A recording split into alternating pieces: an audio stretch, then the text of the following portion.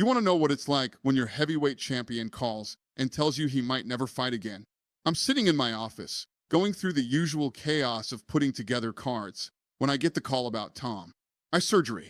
Not just any eye surgery, the kind where doctors are telling him to take his time, where rushing back could mean permanent damage. This business has a way of humbling you real quick. One minute you've got your heavyweight division figured out. The next minute your champion is on an operating table wondering if he'll ever see clearly enough to fight again. Tom Aspinall wasn't supposed to be in this position. Hell, 6 months ago he was the interim champion, waiting for his shot. Now he's the undisputed champ, dealing with something that could end it all. The call came on a Tuesday morning.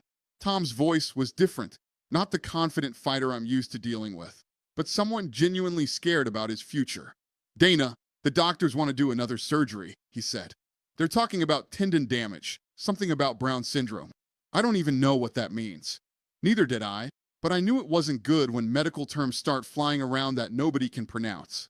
We've been down this road before with other fighters, but heavyweight champions don't grow on trees. You lose one to injury, and suddenly you're scrambling to hold together an entire division. The heavyweight division has always been the most unpredictable in the sport. Guys are bigger, hit harder, and when they get hurt bad. But this wasn't about getting rocked by a punch or torn ligaments from grappling. This was about Tom's ability to see clearly enough to defend himself in there.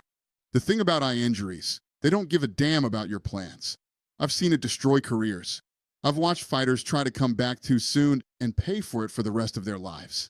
When Tom got double eye poked by Ciryl Gane, everyone wanted to call him a quitter. Social media went crazy. He's faking it. He doesn't want to fight. Complete garbage from people who've never been in there. But here's what those keyboard warriors don't understand. When a fighter says he can't see, when he's doubled over in that octagon, that's not acting. That's a human being protecting the only pair of eyes he's ever going to have. Tom made the right call that night, even though it cost him everything in the moment. I remember watching it happen live. The first eye poke, Tom backed away, shook it off. Referee gives the warning, we reset. Then Gane's fingers found their way back in there, and this time Tom went down. The way he was clutching his face, the way he couldn't even look up at the lights, that wasn't performance art. That was genuine pain and panic. The referee looked lost. Guy's supposed to be controlling the fight, and he's standing there like he's never seen an eye poke before. 2 fouls in the first round of a heavyweight championship fight, and he can't figure out whether to take a point or just keep warning. Meanwhile, Tom's vision is getting worse by the second. People don't realize how quickly eye damage can escalate. 1 minute you're seeing double, the next minute you're dealing with permanent nerve damage. What really pissed me off were the fans booing when Tom said he couldn't continue. These are the same people who will cry about fighter safety when someone gets a concussion, but they want a guy to fight blind just because it's entertaining for them. That's not sport. That's a circus. We're not running a circus here. Now we're dealing with the aftermath. Surgery on tendons, realignment procedures, all the technical medical stuff that makes my head spin. The doctors are using terms like Brown syndrome and superior oblique tendon damage. What I do know is this. No fighter should have to choose between their career and their eyesight. But that's exactly the position we're looking at here. The eye poke problem has been plaguing this sport for years. We've changed gloves, we've adjusted rules, we find fighters. But it keeps happening. Leon Edwards accidentally caught Belal Muhammad so bad that Belal was crying on the canvas. People gave him hell for it too, until he came back and proved them all wrong by beating Leon for the title. Yair Rodriguez poked Jeremy Stephens 15 seconds into their main event in Mexico City, 15 seconds, and the crowd started throwing bottles at the octagon. Every time it happens, we go through the same cycle. Fighter gets hurt, fans blame the victim, medical team steps in, and we're left picking up the pieces. With Tom, it's different though. This isn't just another eye poke incident. This is our heavyweight champion, and the damage might be permanent. The doctors are being careful with their words, which tells you everything you need to know. They're talking about surgery outcomes, recovery timelines, but nobody's making promises. In this business, when doctors stop making promises, that's when you start worrying about Plan B. And Plan B? That's where things get complicated. Tom worked his ass off to get that belt. He was interim champion longer than anyone in UFC history, waiting for his shot while John Jones played games with retirement announcements. When we finally promoted him to undisputed, It should have been his moment. First defense, I poked, surgery.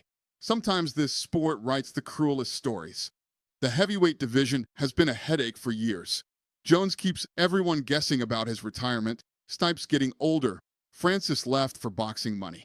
When Tom stepped up and started knocking everyone out, it felt like we finally had our answer at heavyweight. Young, exciting, finishing fights, everything you want in a champion. Now we're back to square one, trying to figure out what comes next. Behind the scenes, the conversations are getting real serious, real quick. My matchmakers are pulling out spreadsheets, looking at rankings, trying to map out scenarios. If Tom needs 6 months, do we make an interim title fight? If he needs a year, do we strip him and crown a new champion? These are the decisions nobody wants to make, but somebody has to. Ciryl Gane is sitting there as the obvious #1 contender.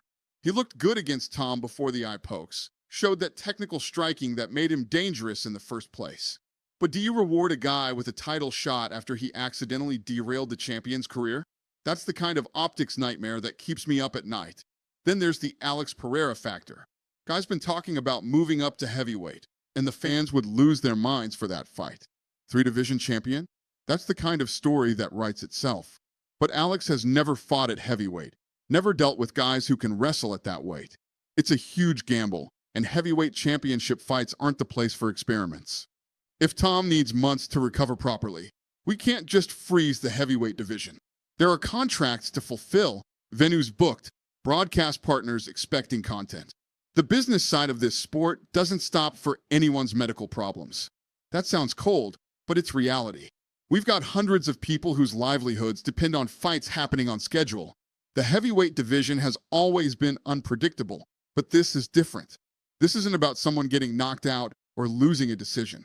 This is about a champion potentially losing his sight. It puts everything in perspective, all the business decisions, all the promotional strategies, all the fights we're trying to make. None of it matters if the guy at the top can't see straight. I keep thinking about Michael Bisping, fighting half-blind for years without telling anyone. That's the old school mentality. Fight through everything, never show weakness. But that's exactly the kind of thinking that ends careers permanently. We've learned better since then. Fighter safety isn't just about preventing brain damage anymore. It's about preserving quality of life after the fight game ends. Tom's young enough that if he never fought again, he'd have 50 years of life ahead of him. You think I want to be the guy who pressured him to come back too soon and cost him his vision? That's not a weight I'm willing to carry, and it's not a risk any fighter should have to take. The business side of me knows what an interim title fight would do for PPV numbers.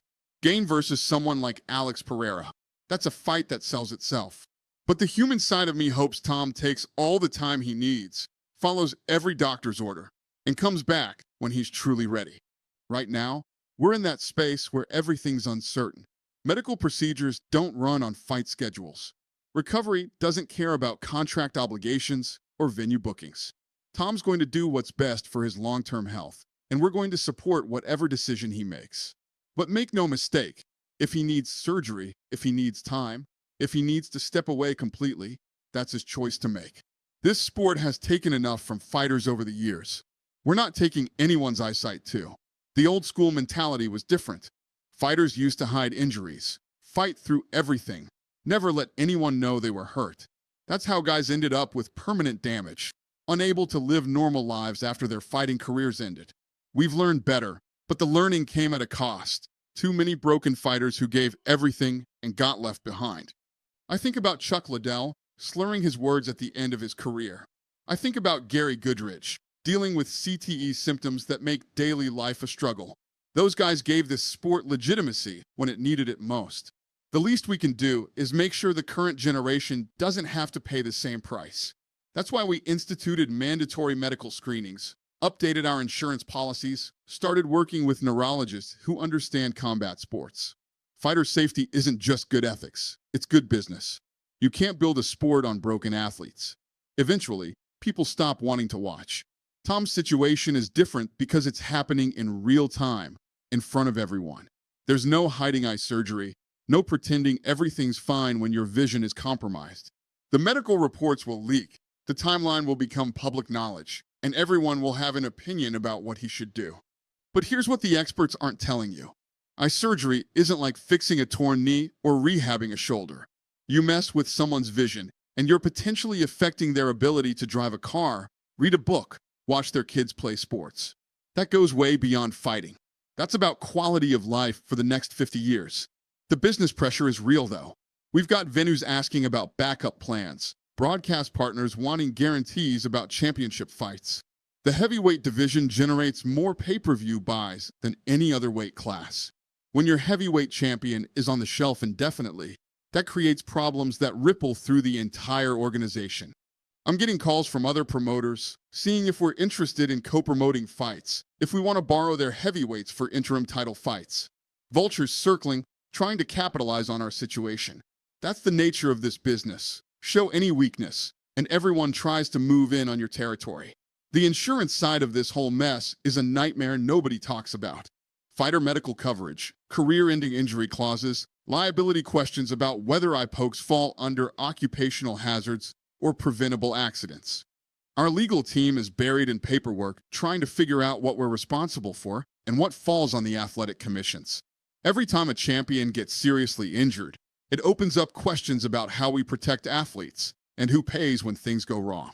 We've been working on new glove designs for years, trying to reduce the eye poke problem. Trevor Whitman's been pushing his glove concept, and we've tested prototypes that curve the fingers naturally. But getting approval from athletic commissions is like watching paint dry. They want studies, they want data, they want months of testing before they'll approve anything new. Meanwhile, fighters are getting poked every other card. It's frustrating because we know there are solutions out there, but bureaucracy moves slower than a heavyweight in the 5th round. By the time we get approval for new safety equipment, we'll have gone through 3 more eye poke controversies and probably lost another champion to preventable injuries. The fans don't understand the complexity. They see delays and cancellations as failures of leadership. But what's the alternative? Force an injured fighter back too soon? Strip a champion who got hurt defending his title through no fault of his own? There are no good options, only less bad ones. What really gets to me is how this affects Tom personally. Guy finally reaches the top of the mountain, and now he's dealing with questions about whether he'll ever climb again. The mental side of injury recovery is something people don't talk about enough. Physical healing is measurable. You can see progress on scans and tests. The psychological impact lasts longer and runs deeper. I've seen fighters never be the same after serious injuries, not because their bodies didn't heal, but because their confidence never recovered. They start hesitating in fights, protecting instead of attacking. In a sport where split-second decisions matter, that kind of mental scar can end careers just as effectively as physical damage. Tom's young enough that he has time to heal properly, time to come back stronger. But he's also young enough that this injury could define the next decade of his life. That's a hell of a burden for anyone to carry, let alone someone who's supposed to be enjoying the peak of his athletic career.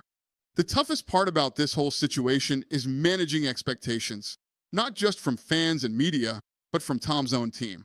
His coaches are calling, asking about timelines, wanting to know when they can start training again. His manager's worried about endorsement deals and sponsorship commitments. Everyone's got questions I can't answer because the doctors haven't given us answers yet. I've been through this before with other champions, but it never gets easier. When Dominic Cruz was dealing with his leg injuries, we went through years of uncertainty. Every time we thought he was coming back, something else would pop up. The man lost prime years of his career to injuries that just wouldn't heal right. That's the nightmare scenario everyone's thinking about, but nobody wants to say out loud. The heavyweight landscape is already shifting while Tom's on the shelf.